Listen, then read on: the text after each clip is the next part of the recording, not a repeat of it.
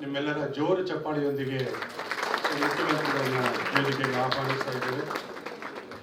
ಮಾನ್ಯ ಶ್ರೀ ಪಿ ಸಾಯಿನಾಥ್ ಇರುವಂತಹ ಕನ್ನಡ ಪತ್ರಿಕೋದ್ಯಮ ಇವತ್ತು ಯಾವ ರೀತಿಯಲ್ಲಿ ಏಳು ಬೀಳುಗಳನ್ನು ಸಾಗಿ ಹಾಗೂ ಉತ್ತುಂಗವನ್ನು ತಲುಪಿ ಇಲ್ಲಿಯವರೆಗೆ ಬಂದ ಫಲಾನುಭವಿಗಳನ್ನ ಸ್ವಾಗತ ಮಾಡ್ತಾ ಈ ಕಾರ್ಯಕ್ರಮವನ್ನು ಯಶಸ್ವಿ ನಡೆಸಿಕೊಡ್ಬೇಕಂತ ಹೇಳಿ ನಿಮ್ಮೆಲ್ಲರೂ ಕೇಳಿಕೊಂಡು ನನ್ನ ಸ್ವಾಗತವನ್ನು ಭಾಷಣವನ್ನು ಮುಗಿಸ್ತೇನೆ. ನಮಸ್ಕಾರ.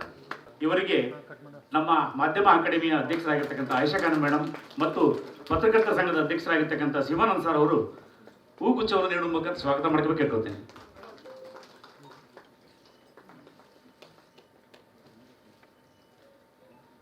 ಈ ವಂಚವನ್ನು ನೀಡಿ ಅವ್ರನ್ನ ಸ್ವಾಗತ ಮಾಡ್ಕೋಬೇಕು ಕೇಳ್ಕೊಳ್ತೇನೆ.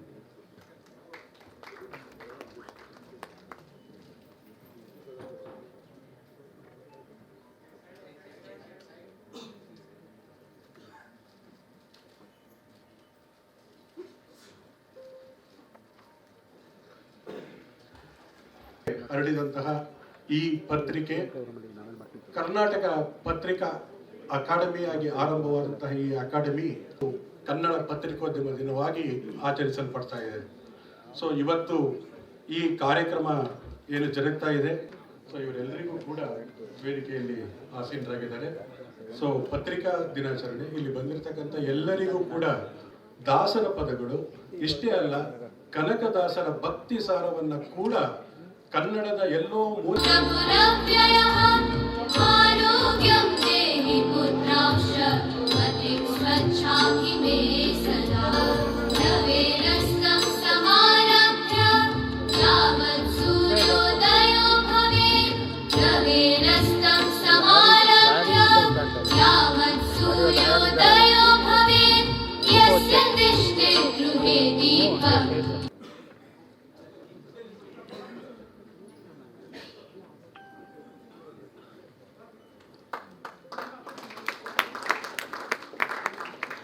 ಈ ದಿನ ಸಾಂಕೇತಿಕವಾಗಿ 10 ಜನರಿಗೆ ಗ್ರಾಮೀಣ ಪಾಸ್ ಅನ್ನ ವಿತರಿಸಲಾಗ್ತಾ ಇದೆ. ಪ್ರಜಾವಾಣಿ ಪತ್ರಿಕೆಯ ವರದಿಗಾರ ಜಗನ್ನಾಥ ಶೇರಿಕಾರ್, ಕಲಬುರಗಿಯ ಕಮಲಾಪುರದ ವಿಜಯ ಕರ್ನಾಟಕ ವರದಿಗಾರದ ಮಲ್ಲಿಕಾರ್ಜುನ ಡಿ ಮೂಲಗೆ, ದಕ್ಷಿಣ ಕನ್ನಡ ಉಳ್ಳಾಲದ ವಾರ್ತಾ ಇಮ್ಜಾದ್ ಪಾಷಾ, ಧಾರವಾಡದ ಅಳ್ನಾವರದ ಸಂಯುಕ್ತ ಕರ್ನಾಟಕದ ಗುರುರಾಜ ಸವನೀಸ್, ಧಾರವಾಡದ ಕುಂದಗೋಳದ ಸಂಯುಕ್ತ ಕರ್ನಾಟಕ ವರದಿಗಾರ ಖಾದರ್ ಸಾಬ್ ರಾಜೇ ಖಾನ್ ಡಗಲಿ, ಉತ್ತರ ಕನ್ನಡದ ಭಟ್ಕಳ ಜಿಲ್ಲೆಯ ಭಟ್ಕಳ ತಾಲೂಕಿನ ವಿಜಯವಾಣಿ ಪತ್ರಿಕೆಯ ವರದಿಗಾರ ರಾಮಚಂದ್ರ ಕಿನಿ, ಕಲಬುರಗಿಯ ವಿಜಯ ಕರ್ನಾಟಕ ಪ್ರತಿನಿಧಿ ಮಂಜುನಾಥ ಜ್ಯೂಟಿ, ಚಿಕ್ಕಮಗಳೂರಿನ ಮೂಡಿಗೆರೆಯ ಜಯಮಿತ್ರ ವರದಿಗಾರ ಅಭಿಷೇಕ್ ಅವರು ವೇದಿಕೆಗೆ ಬಂದು ಸಾಂಕೇತಿಕವಾಗಿ ಈ ಪಾಸನ್ನ ಪಡ್ಕೊಳ್ಬೇಕು.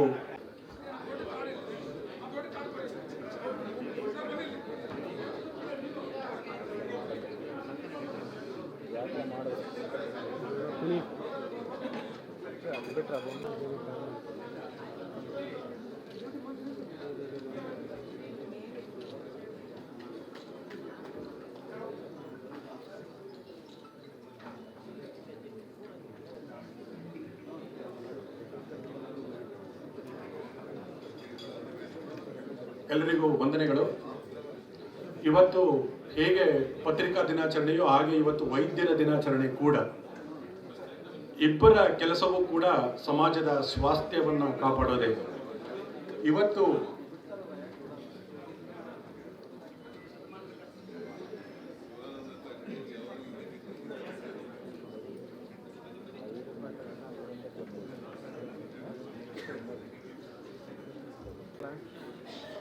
ಎರಡು 2025-26ನೇ ಸಾಲಿನ ಬಜೆಟ್ನಲ್ಲಿ ಮಾಧ್ಯಮ ಮಾನ್ಯತೆ ಹೊಂದಿರುವ ರಾಜ್ಯದ 2500 ಪತ್ರಕರ್ತರು ಹಾಗೂ ಅವರ ಅವಲಂಬಿತ ಕುಟುಂಬದ ಸದಸ್ಯರಿಗೆ 5 ಲಕ್ಷ ರೂವರೆಗಿನ ನಗದು ರಹಿತ ಚಿಕಿತ್ಸೆಗಾಗಿ ಮುಖ್ಯಮಂತ್ರಿಗಳ ಮಾಧ್ಯಮ ಸಂಜೀವಿನಿ ಯೋಜನೆಯನ್ನ ಅನುಷ್ಠಾನಗೊಳಿಸಲಾಗುವುದು ಅಂತ ಭಾಷಣದಲ್ಲಿ ಮಾನ್ಯ ಮುಖ್ಯಮಂತ್ರಿಗಳು